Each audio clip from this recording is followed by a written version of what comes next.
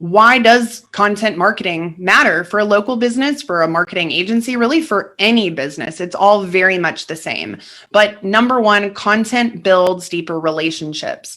Everyone watching this or listening to this right now, you have something to sell, but that is not the only thing that people care about when it comes to your product or service or who they decide to work with. It's about so much more than that. And we really want to have a deeper, more trusted relationship with our audience, because the people that do feel that way about you and your business, those are the people who are going to buy, that are going to be repeat buyers, that will be long-term buyers. So content can really just deepen that relationship with buyers who aren't currently buying from you and will be, or the people who already are, but they're just going to be around for a lot longer.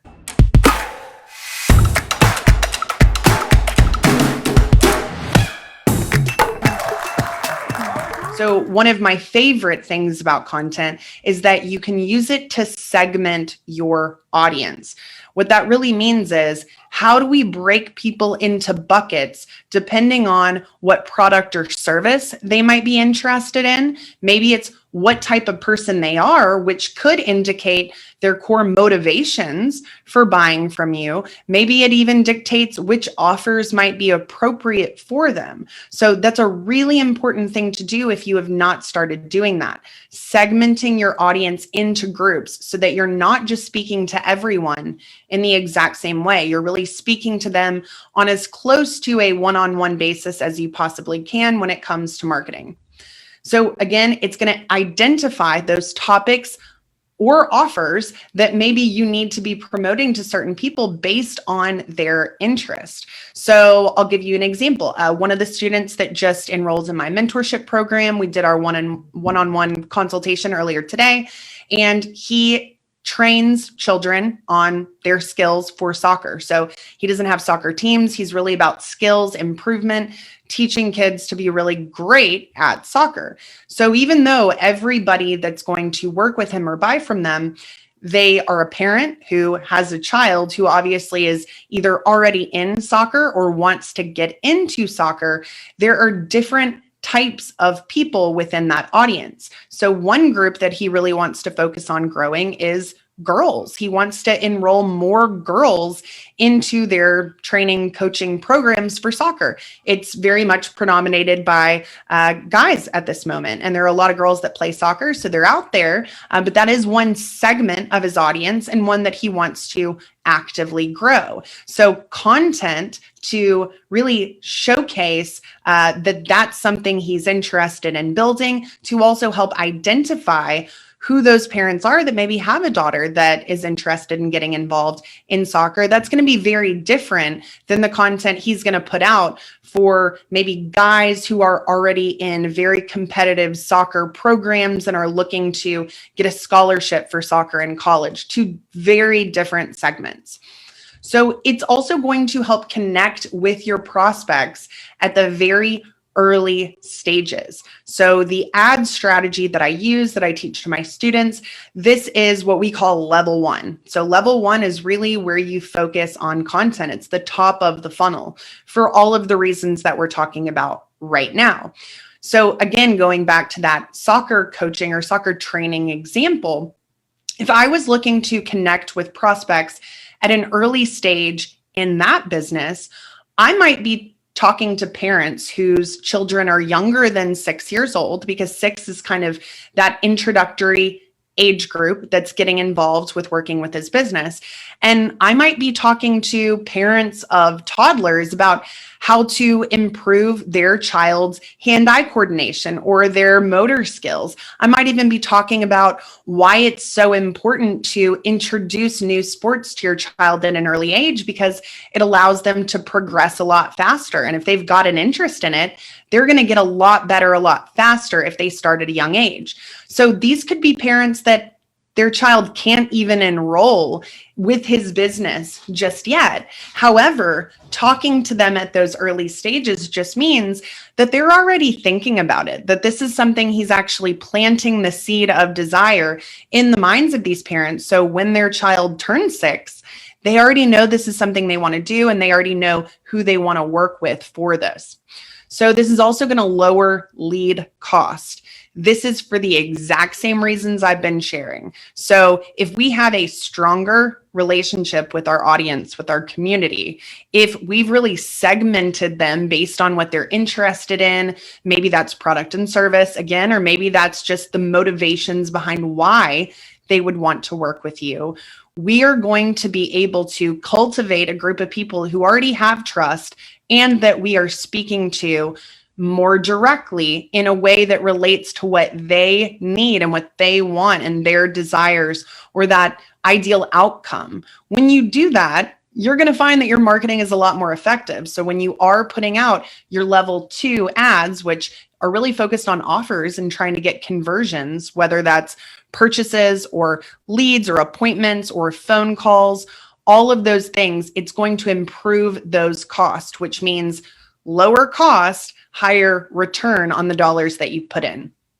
The trust and the credibility, we've already talked about that, but essentially any business, if you are taking the time to put out relevant content that actually matters to your audience, they're automatically going to start seeing you as an expert in your industry, whatever that industry may be. They're going to see you as a trusted source of information that will absolutely improve their lifetime value if they are a customer, or maybe even the referrals that you receive. It could be from people who've never even worked with you, but they see the content you're putting out, so they know you're a trusted source of information about this product or service. The customer loyalty, again, we've talked about that. It's going to go up, and the ad results. So this is a very, very big part of your marketing as a whole, yet too few businesses are really doing this effectively. So again, this is going to be a process where over the next 5 days, I'm going to walk you through these individual steps, actions, or kind of themes per day. I want you to listen, but more than anything, I want you to take action, because if you don't take action, then it will almost be a waste of your time. You'll be a lot more enlightened and educated on these topics. But if you don't actually put them into practice, implement them, you will not be any farther along than you are today. And if you are watching or listening today, you obviously had a reason that you wanted to do that. So I want to make sure that you make the most of your time. The way to make the most of your time is not just to show up, but it's also to do the homework, to do the things we're talking about, so that you can free yourself from the stress and the confusion, and really just spending a lot of extra time creating content that's either not the right content, or it's content that maybe is working well and you never utilize it again. So you're just missing out on opportunities. So again, just really want to encourage you. Take action. Don't let this be one more thing that you're consuming and not really putting into practice. So this is the agenda for the week. Today, content strategy. Tomorrow, content topics that sell. We're going to be putting together really a system that will help you create an endless amount of content topics very, very fast, topics that are going to connect with your audience at those different stages and really allow your core marketing goals to be achieved. Big reason people don't create content is because they don't know what to talk about. They don't know the topics. They don't know who they're speaking to. So that's really what we're going to be covering tomorrow. Creating an actual content plan and a schedule and figuring out how you're going to get this done, when you're going to do it, what you're going to focus on any given day. That's a system we're going to cover on day 3. Day 4 is actually going to be systemizing the creation of that content, whether it's video content, blog content, social media posts. It could even be podcasts. Doesn't matter what the format is. We're going to create a system that will allow you to either do it a lot faster and more efficiently and better, or delegate that to someone else and know that they have steps to follow so that they're not in the dark about what it is they need to be doing or what it is you're looking for. Day 5, definitely the most important, but again, all of these go together. This is monetize and analyze. So how are you going to take this content and actually turn it into something that's producing revenue for your business? That's probably the biggest disconnect. Even the people that are creating great content, they're not seeing it translate into revenue, or they have no idea which pieces of content are helping them, which pieces they never really had to create because it wasn't making an impact. So that is something that's going to tie this all together and help show you that the end result of content turning into actual cash flow and revenue for your business, it is possible.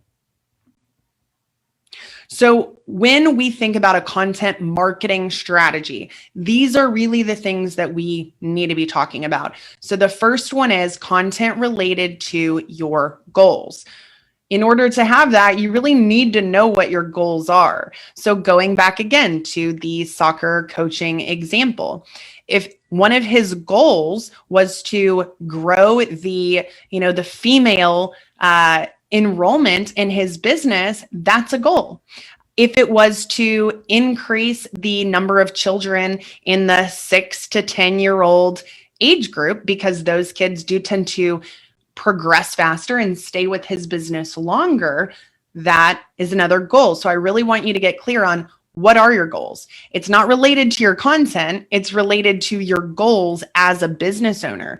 Where are your best opportunities? What is your lowest hanging fruit? What are the market segments or those buyer personas that are really comprising the largest part of your revenue?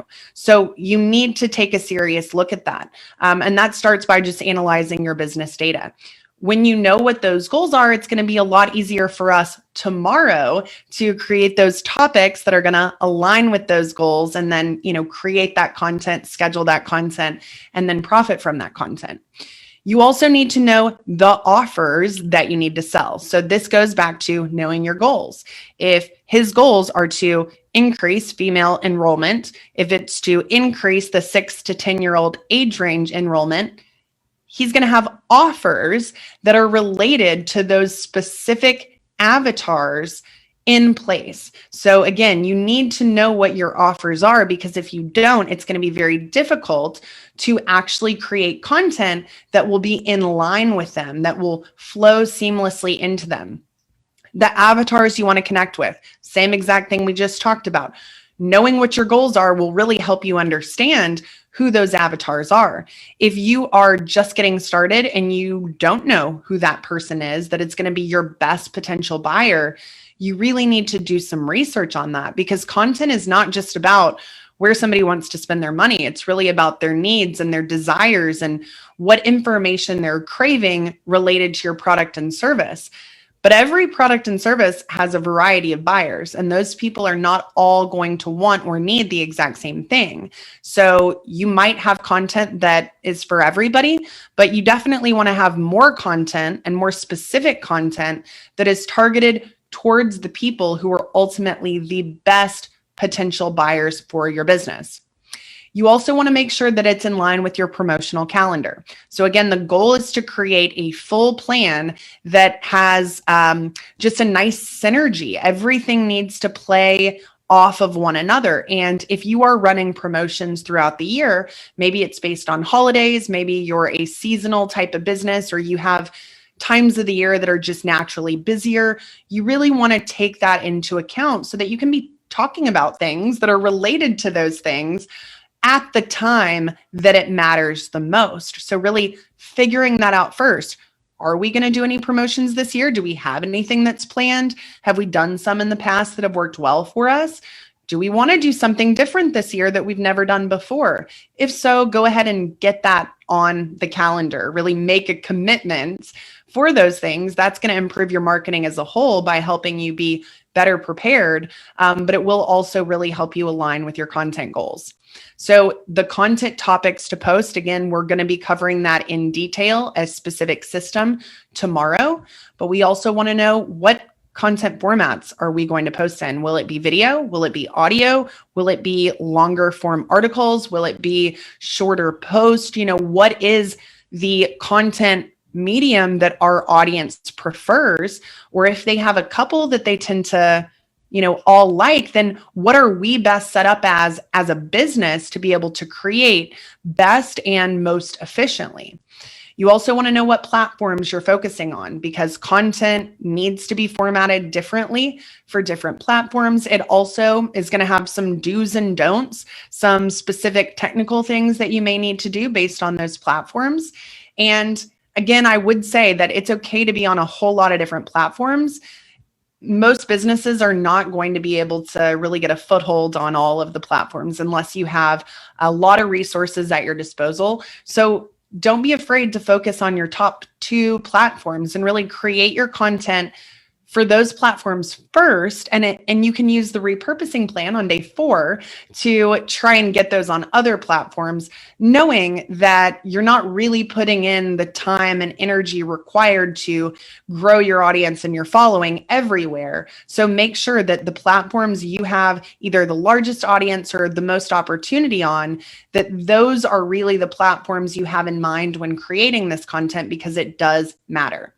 And also, you're going to determine how frequently you can do these things. There is no right or wrong answer. It's most important to be consistent, but it also does depend in a lot of ways on the platform, because they're kind of different do's and don'ts in terms of frequency for every individual platform. So these are the things that I really want you to ask yourself and to write down, dig in. And if you don't know the answer to one of these, don't just let it slide. You need to find this information if you want to have the most effective content marketing strategy possible. So if you do not have a strategy, you are not going to see the results that you want. This is not something that you should be winging. Truthfully, this is why most people don't see any results. They just hop on a social media platform or on their blog, or they record a video and they have no idea who they're speaking to. They have no idea what they're trying to accomplish from this piece of content. They don't know the offers they're putting out. They don't know the angles or the topics that their audience really wants to hear. And so they're just wasting their time. And most businesses, as a business owner or somebody who's working as a marketer for a business, you don't have that much time to waste. So stop spending time doing things that make you feel busy or productive when it comes to content, but are not actually going to help you. You really can get a lot more from 5 amazing pieces of content than you can from posting every day without really having it thought through and targeted for specific goals and types of buyers. You also are going to naturally be a lot more inconsistent if you don't have this plan in place.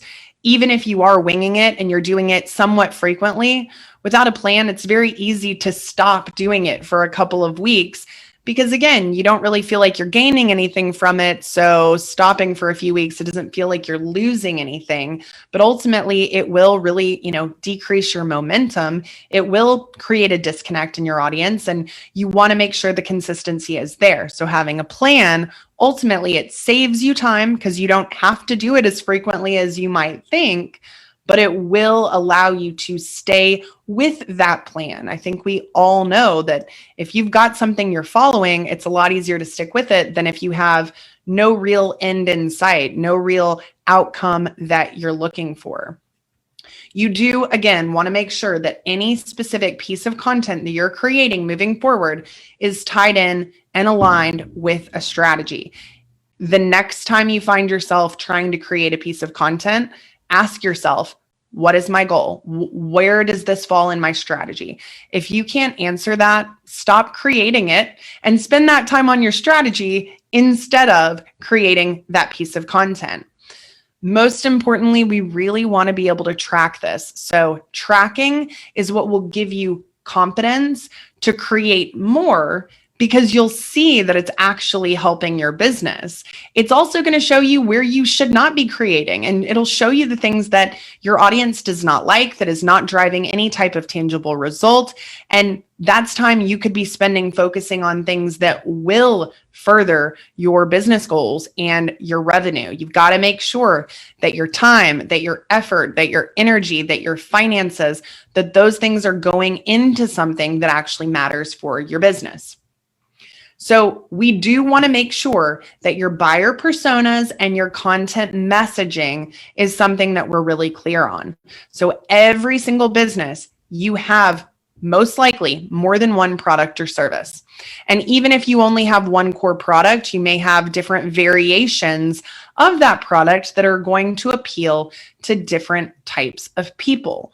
Understanding who those people are is so important. Again, we want to create this plan with individual people or groups in mind that we already know have a tendency to lean towards certain products and services, or the messaging around those products and services needs to be different because of their goals, because of their desires, because of the things that they value most. So if you guys have not ever come up with a buyer personas list or a buyer avatar description, those are things that you need to really do first and foremost. So I will have the buyer personas worksheet that I'm going to post in the group for you guys. If you have not ever done one of those, now would be the time, because again, tomorrow when we go through our content topics, if you don't know who you're creating for,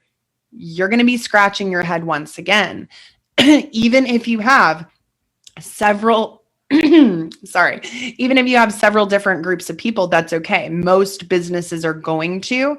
You're going to end up with 2, 3, 4, 5 buyer personas. And there may be 1 or 2 that are going to be the best that you want to spend most of your time creating for, but you still want to have something for the rest of those, buyer personas, the rest of those people in the audience that they are interested in what you do, even if it may not be the primary buyer for what you sell.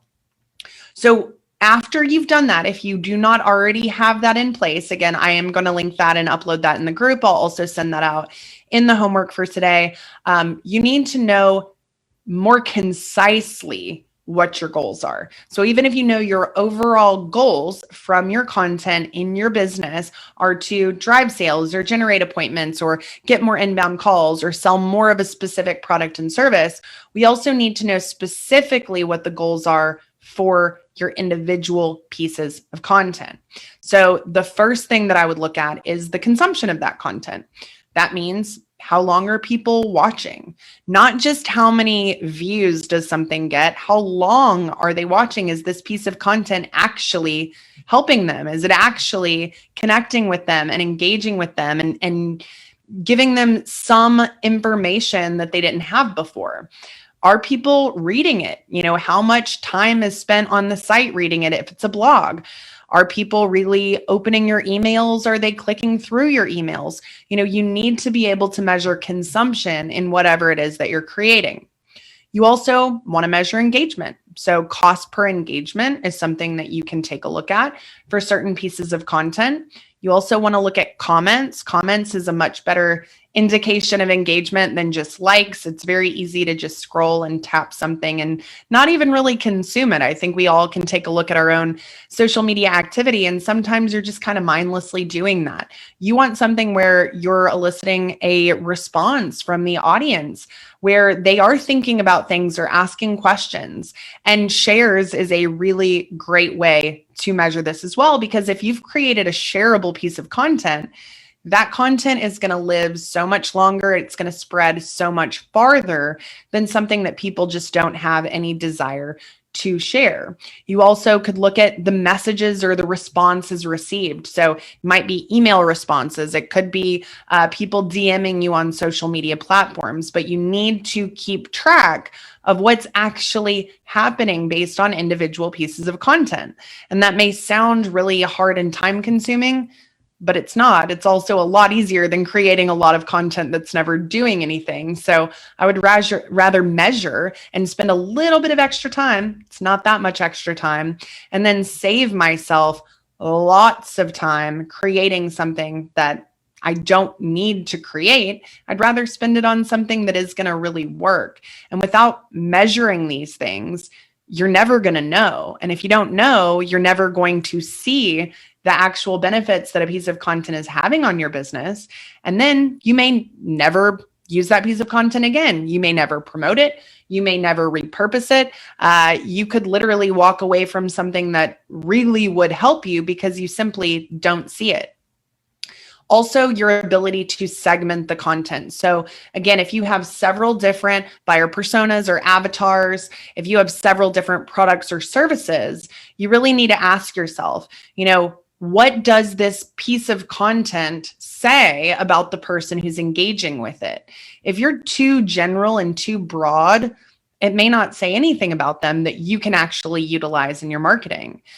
For instance, we'll keep using that soccer training example. So if I've got one video that's about the 3 main benefits of soccer on young women, how does soccer help young women and their self-esteem and their body image and all of those things? And then maybe you have another one that's talking about the development of hand-eye coordination and motor skills for that, that toddler or less than 5-year-old child that you kind of want to prime for when they're ready to actually enroll. If somebody is watching the female benefits video, we have a pretty good idea that they have a daughter or that they have, a young woman in their life that they care about enough to spend time watching this video. That's going to segment them to let us know which type of person they are when it comes to our products and our services and the offers we're going to want to put out. The other one is going to segment those parents with younger children who may be just thinking about getting them started in certain types of activities. That's what I mean by your ability to segment. So if the content you're producing does not tell you anything about the person who is going to be consuming it based on if they watch, if they click, if they read, if they respond, you should really be rethinking that. And again, we're going to go a lot deeper into the content topics, how to plan that out, how to map that out, and really how to create those topics very quickly. We'll do that tomorrow, but that is really something that you're going to want to look at. Results of your corresponding offer, the actual sales. So if you put this plan together correctly, and I will be sharing again resources throughout the week as we go that will help you map this out on a large scale, you want to know, okay, this is the offer or the promotion that we're focusing on over the next 3 months. These are the content pieces that we've created that we believe are going to benefit this offer. Now, after we've put those pieces of content out over time, we actually want to look back on the results and the sales of that specific offer and say, did we see any positive impact? Is there any increase? Do we see people who've opted in for this thing or watched this thing or engaged with this thing? Have they been buying the actual offer that we were hoping it would inspire them to purchase? So that's a great way to measure this. And then just awareness increases for the avatars that you want to target. So again, if female enrollment in the soccer coaching program is a goal, you would be able to see that there are more young girls that have enrolled, or you're going to know that there are more people talking about this in your community for young girls, or maybe you see more engagement online from mothers of daughters or fathers of daughters. So really looking at the demographics you're trying to reach and see if there's been any increase in those specific demographic groups, not just the corresponding offers, because sometimes you might have an offer that could apply to a lot of different demographics, but you do want to see if there's been an increase in the specific demos or avatars that you've initially mapped out for this content. So here are some initial ideas to get the ball rolling. So again, today it's really talking about the high-level strategy, why this is important, what you need to consider. Tomorrow, we go into those specific topics that we want to put together. We're going to talk about actually scheduling this out and planning this out. We'll then talk about how to create the actual content and repurpose it in a really efficient way. Then we're going to talk about how to actually monetize and analyze that content on day 5. So again, just want to make sure you remember that this is all part of the same process that we're going through this week. So you want to be present for every single day of this challenge. At bare minimum, you want to watch the replays in order. But these are some great tips and ideas to kind of jumpstart the inspiration and lead us into day 2 tomorrow. So we want to create an outline and jot down ideas that are just coming into your head right now. So based on the things I've been talking about, what are your ideas for avatars? You might want to go back and do the avatar worksheets later or the buyer persona workbook later. What are some initial ideas you're thinking of in terms of the offers or maybe the demos you want to target? Or maybe it's just specific things that you feel like your business could do well in terms of the types of content. So writing notes is a really great way to get your creative juices flowing. You may not even know how they all fit together or how they all tie together, but you can miss out on a lot of great content topics and ideas by simply not writing them down when they come into your head, because a lot of times inspiration strikes and then it's gone and you may not remember that again ever, or you might not remember it for a long time and you will not be working that in to your content plan. You also want to look at your competition. So that doesn't mean that your competition is doing things really well, and that's something you want to remember. This is not something that we want to just model off of someone else. We don't know if that other business has a content plan or a strategy, or if it's increasing their sales. We want to know that for ourselves, but we do want to look at what others are doing to see if, as a consumer, with our consumer hat on, is this something that I, as a consumer of my own product or service, would want to know? You can get great ideas from looking at other people's stuff. However, you always want to create it originally. You don't want to rip it off from somebody else. You want to put your own spin on it, and you want to use it in a way that's speaking to your specific audience and avatars. Also, look at different industry associations. What are the things that they're talking about with people in their group? So again, I've seen a lot of industry associations and organizations do content marketing really poorly. So that doesn't mean that, again, you want to take their ideas, but you want to look through everything and see if there's something that gets those ideas rolling in your own mind. Sometimes it could be looking at things and saying, no, that's not what I want to do. And sometimes you might say, hey, that's a really great direction to focus on that I never considered. So just doing that research is very important. You're not going to take it all into account, but it will show you what you like and what you dislike at a very high level. You also want to take an inventory of your own content that already exists. Do you have videos you've already created? Do you have blogs? What emails have you sent out in the past that are content-based? Look through your own social media profiles. Find the things that have gotten the highest engagement, that have gotten those views and those shares and those comments that have really potentially driven some interest in specific products, services, or offers. Look back through your email open rates and your click-through rates. Look at all those things. And most importantly, try and find a way to start organizing them. So we will, again, go a lot more into detail with this in day 4 when we talk about repurposing. But this is a great way to go ahead and kind of give you an idea of what you've got to work with as a starting point. Maybe even to review for yourself and say, okay, this is where we started. These are the things I think we could do better. And maybe in a year, you're going to look back on those and compare it to your new content, and you'll be able to see a vast improvement. You also want to talk to your staff, the people who are engaging most closely with your customers or potential customers. What are the biggest questions they hear? What are the biggest objections that they hear? What are people reaching out about most specifically? What types of people do they talk to most frequently? Is there a certain group that tends to be the most interested or that tends to buy a lot quicker and easier than other groups? Those are the things that are super valuable insights when it comes to creating content.